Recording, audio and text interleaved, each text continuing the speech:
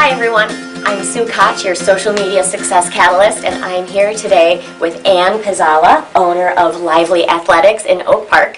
And the reason we're meeting today is because Ann has an amazing social media presence on her Facebook page and her Instagram, and I've always loved her style. And then one day she put up a post saying, I'm going to do some generic posts for 30 days and see what happens.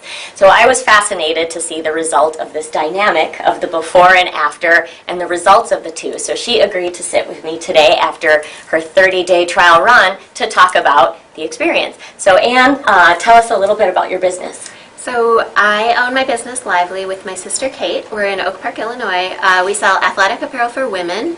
We sell running shoes, as you can see behind us, and we sell kids shoes, which is a newer department for us. So we're fairly small and family owned, and everything we do for the business, we do for ourselves. So Kate and I do all the work. Yes, yeah. yes.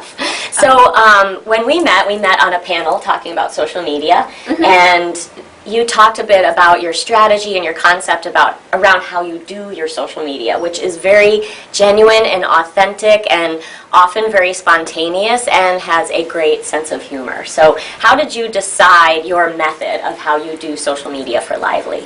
So we opened Lively 4 years ago, and I already was on Facebook and very active just on my personal page and really loved it. So I kind of seen what resonated on my personal page, and it's rarely anything generic, like went for a run today, 3 miles.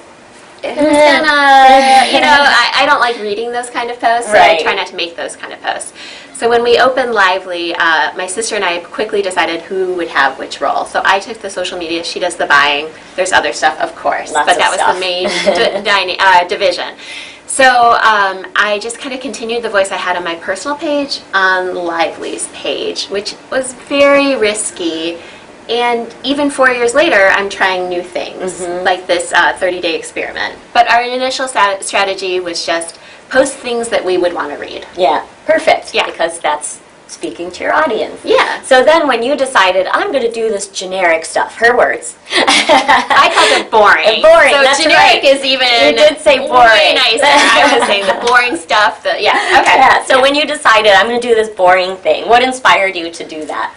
So a couple of things. First of all, as I said before, I don't just do social media for the store. Yeah. As the store's owner, I'm at the store almost every day. And August is really, really busy for us. We sell just tons of kids' shoes. It's a very labor-intensive process. Like each kid's shoe fitting can take 45 minutes, and we sell hundreds and hundreds of kids' shoes. So it's I'm working 6 days a week. I'm at the store, I'm doing all my other jobs for the store, like the financials, the payroll, all that other stuff. So part of me was tempted to just set the social media for the kids' shoe department and just let it go. And I like our kids' shoe department because it's something we started after we'd opened the business. So I've been measuring it since the very first minute we opened the kids' shoe department. So it's kind of fun for me to be able to like make a small change and see what happens, because it's so separate from the rest of our store. Second, I guess I would say I follow a lot of businesses on social media. I love trends locally. Yeah. I like Sanam. She has a very clear look. And I like Sugar Cup Trading. I feel like all of them have very clear looks. And I get jealous. Which I wonder, I'm not sure if that's a common emotion, but I see the things that they do. Social media envy. Social media envy, right. And I'm jealous. Like they post these beautiful photos and they have a very professional look. Whereas our look is not always professional. It's a lot of me like selfies in front and having fun. So I wanted to do something that was branded and polished and see how that worked and see if that resonated. Yeah, wonderful. And that certainly is a best practice where, especially on Instagram, where they talk about like the branded color scheme and kind of the flow of the canvas. So I had the opportunity to look in the statistics of the Lively Facebook page and saw some really amazing things. But first I want to find out from you what you experienced when you started looking at the difference of the boring post versus the regular Ann and Lively posts. So one was relief, like no matter how busy I got, like I knew there was a post going out reminding people that we're here and that we sell kids shoes during our busiest kids shoe month of the year. So it was just being able to just go and do my job and know that there was like a little tiny reminder going out to the world. Yeah. So there was a lot of relief.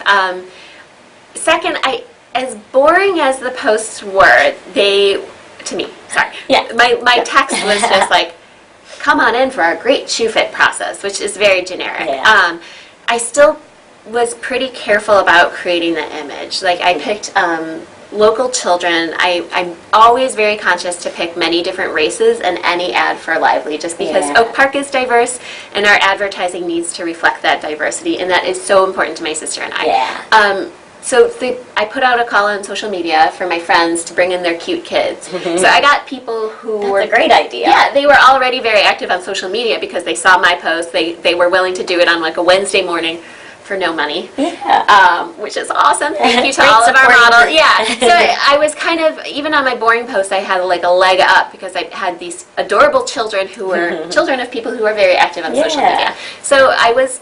To answer your question in the most long-winded way possible, I was a little bit pleasantly surprised with the results of my boring posts because they did get more interaction than I could have even expected. That's excellent. Yeah, and the way you went about it is perfect, because what better way to get engagement on the page than the people that are already part of your loyal community? So that's fantastic. Yeah, thank you. Yeah. So what I was interested in, too, was what's that going to do to the results? Because I already see just from watching the Lively activity feed that you get tons of engagement on your posts. And that's what we know. Really? The algorithms want engagement to show more of your posts to people so that more people see them.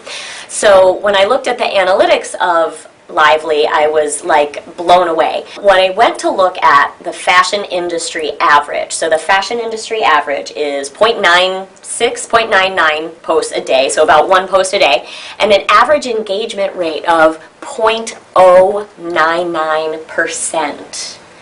0.099%. Lively's is 6.63. And they don't even do a lot of advertising. There were like 2 post boosts out of that whole month. Yeah. So then when we looked at it, though, this is what was interesting, was the boring posts had an average of 3.87%, and the non-boring, regular fun and posts and lively posts were 8.97% or 8.47%. So both of them were extraordinarily above the industry average engagement for a Facebook page. But what that tells me is, you know, one, what you do naturally is what people just love and resonate with. I think she's like a sidebar comedian that once looked at her on the stage one day. But that being yourself, bringing your personality to your business is something so many people are afraid of, but it works. And Lively is a great example of that. So I recommend everyone follow them on Facebook and Instagram and see that personality come through and why it's so great. And that even when you did the boring post, you still had an exceptional engagement rate. And I think part of that is, one, because you already built that loyalty, and two, because you did it in a way that got the community involved and excited about it. So great lessons from a great business owner. I want to ask you also, so that's the last thing people also, or one of the first things people also say is, I'm a busy business owner, I'm a mom, I have family, stuff I'm involved in the neighborhood, I don't have time for social media. Well, so does this woman. So how do you make it all happen? All right, so it's not easy, right? It's one more thing you have to do, but I like it, and I think the more you do it in a way that resonates with your personality, the more fun it is, the more interaction you get, the more you'll want to do it. So it's kind of a positive feedback loop for me. Second, I'm lucky. I have a business partner who is my sister who can handle a lot of that other stuff. Yeah. And I have amazing employees. One of my employees, Ellen, she's our store manager, she tells me she'll go to the grocery store and be recognized by people. So people will walk up and be like, I know you, I love watching you on Lively's Facebook. Because she's a really good sport. And one of our other employees, Tomiko, you know, she'll come in and I'll be like, hey, Tomiko, do you think today you could do push-ups and eat a pie? Yeah. Every time you hit the bottom of the push-up. And she'll be like, sure. All right. See, creativity. Yeah, I love it's it. just having employees who are just such good sports Yeah. really is amazing. And then having them doing all of this other dirty work so I can just be creative and fun is key. Yeah, I love it. So what would you say are like 3 takeaways that people who are hesitant or kind of, you know, not sure how to make it happen, what are 3 takeaways you would give people? I guess for small businesses like ours, people need to know you as an owner. They need to trust you. They're not going to do business with you if they don't trust you. So Sue has told me I need to start putting more selfies up because I'm the face of Lively. So So blame And her. I have to take my own advice too. I'm working on that too. More selfies, right? So, and I have found that to be true. Like, the more people know me, the more they know my store and they trust my store. So that would be my first one. My second one is just put it out there. Social media, it's there and then it's gone. Yeah. Even our most popular post, you know what? It's in people's mind for 15 minutes, maybe. Like, maybe I'll get comments a couple days later. So don't worry, because that's just the nature of social media, is it's ephemeral. Third takeaway, I don't really have a third Great team. takeaway. Yeah, have a good team. Yes, just get other people involved and, have fun with it. Be silly. Then they have fun too. So, yeah. I love it. Thank you so much for joining me and sharing your analytics and your success stories and your ideas. And make sure to follow Lively on Facebook and Instagram in Oak Park. What's your address? 109 North Oak Park Avenue in Oak Park. Come visit, and then come find me at Koch Catalyst. And if you guys have any questions, let us know. Thanks for tuning in.